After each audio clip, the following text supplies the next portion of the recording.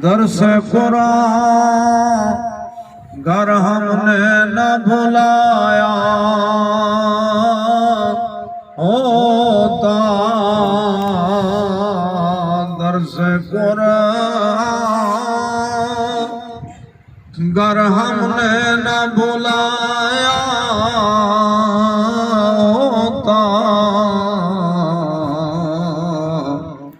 یہ زمانہ نہ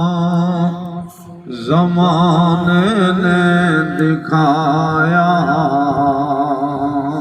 ہوتا، یہ زمانہ نہ زمانے نے دکھایا ہوتا۔ اللہ تبارک و تعالیٰ کا کروڑہا شکر ہے، اس کریم نے ہمیں ختم قرآن کریم کی اس بابرکت محفل مجلس میں شامل ہونے کی توفیق بخشی۔ یہاں ختم قرآن ہوتا ہے، میرے آقا صلی اللہ تعالی علیہ وسلم کا فرمان ہے، وہاں فرشتوں کا نزول ہوتا ہے۔ سبحان اللہ۔ یعنی صرف ہم ہی حاضر نہیں ہیں اس مجلس میں، اللہ کے فرشتے بھی اس مجلس میں حاضر ہوتے ہیں۔ اور سرکار دو عالم صلی اللہ تعالی علیہ وسلم نے ارشاد فرمایا، جب تم دعا مانگتے ہو ختم قرآن کے بعد تو آمین اللہ کے معصوم فرشتے کہتے ہیں۔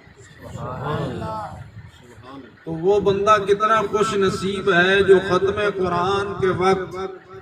اللہ سے بخشش کی دعا مانگ رہا ہو اور اللہ کے معصوم فرشتے آمین کہہ رہے ہیں۔ سبحان اللہ۔ وہ اپنے رزق میں برکت کے لیے اللہ کی بارگاہ میں دعا مانگ رہا ہو اور اللہ کے فرشتے آمین کہہ رہے ہیں۔ سبحان اللہ۔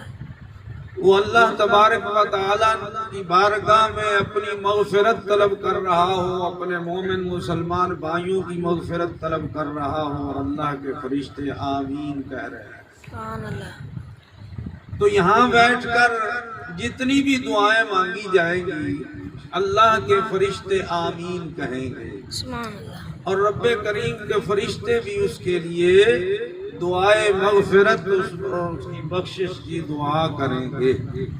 ہمارا ایمان عقیدہ ہے کہ کسی کے لیے نیک آدمی دعا کر دے، بندہ مومن دعا کرے، مومن کامل دعا کرے تو اللہ کے حضور مقبول ہوتی ہے۔ ہم بزرگوں سے اسی لیے یہی دعا کرواتے ہیں نا کہ ہم تو گناہ گار ہیں، لیکن بزرگوں سے جا کر دعا کرواتے ہیں کہ اللہ کریم ہماری اس نیک خواہش کو، ہماری مراد کو پورا فرما دے۔ یقین یہی ہوتا ہے کہ اللہ تبارک و تعالیٰ کے یہ محبوب و برگزیدہ بندے جب دعا کرتے ہیں تو اللہ کے حضور قبول ہوتی ہے۔ سبحان اللہ۔ تو جب اللہ کے معصوم فرشتے دعا کرتے ہوں گے تو پھر قبولیت میں تو کوئی شک نہیں ہے نا، لیکن اس یقین کامل کے ساتھ آ کر بیٹھا کرو۔ اب بہت سارے لوگ ایسے ہی ہوں گے جنہیں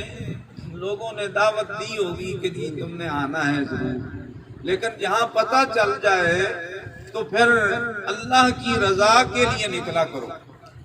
پھر وہاں مقبولیت ہوتی ہے۔ یہ بندہ اللہ کی رضا کے لیے نکلے کہ میں وہاں جاؤں گا، میں وہاں جا کر حوصلہ افزائی کروں گا حفاظ کرام کی۔ یہ اللہ کریم کی عطا ہے نا کہ یہ چھوٹے چھوٹے بچے جنہوں اللہ تبارک و تعالیٰ نے اپنی مقدس کتاب کا علم عطا فرما دیا، یہ اللہ کریم جسے چاہتا ہے جتنی عزت چاہتا ہے عطا فرما دیتا ہے۔ اب دیکھ لیجئے کہ حضور کے صحابہ ہیں، انہیں اللہ تعالیٰ نے عزتوں سے نوازا ہے لیکن مقام سب کے برابر نہیں ہے۔ کوئی پہلے آنے والا ہے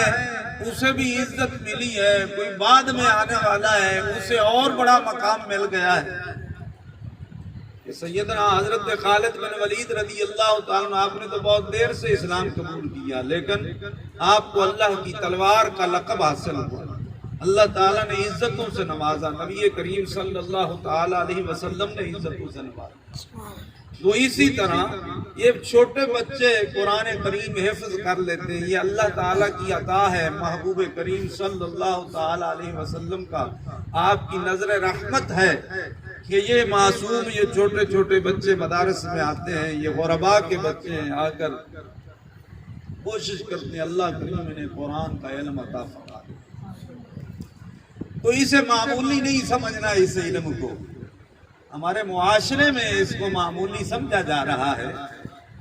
کہ وہ مجھے حدیث پاک یاد آ رہی ہے کہ نبی کریم صلی اللہ تعالی علیہ وسلم نے ارشاد فرمایا کہ وقت آئے گا کہ لوگوں سے علم چلا جائے گا۔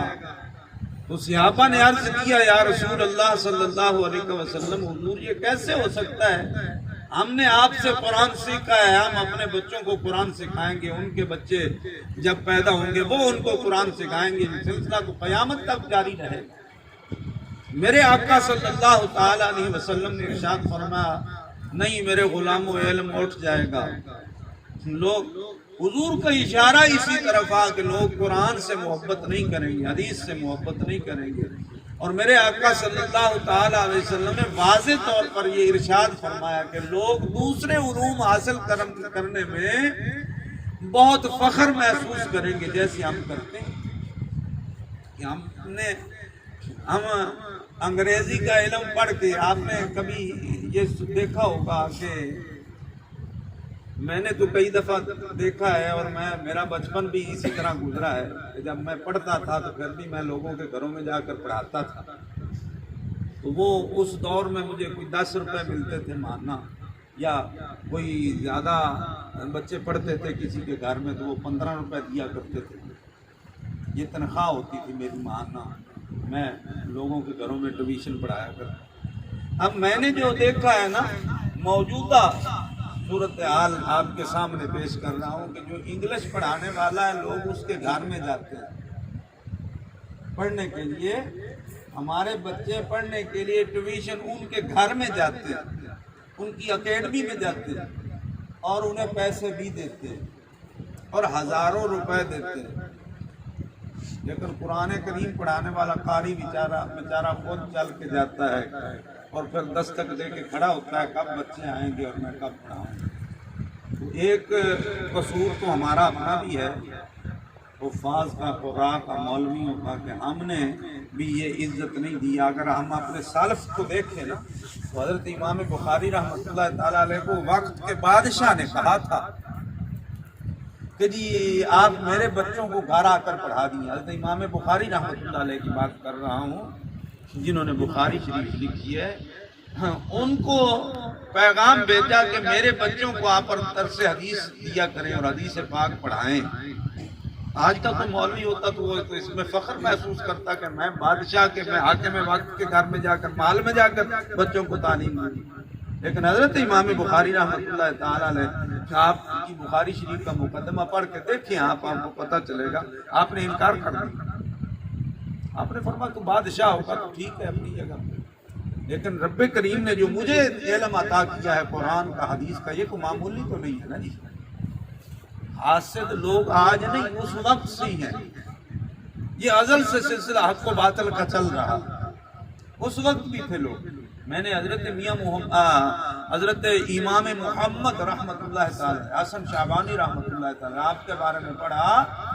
کہ آپ قاضی بھی تھے، امام بھی تھے، وقت کے بادشاہ کی مجلس میں جب جاتے تو بادشاہ وقت اٹھ کر کھڑا ہو جاتا، استقبال کرتا، عزت سے بٹھاتا، اپنے ساتھ کرسی دیتا۔ تو جو سرکاری مولوی بھی ہوتے ہیں نا، پھر جیسے آج بھی ہم دیکھتے ہیں کہ وہ ان کی قصیدہ کوئی کرتے ہیں،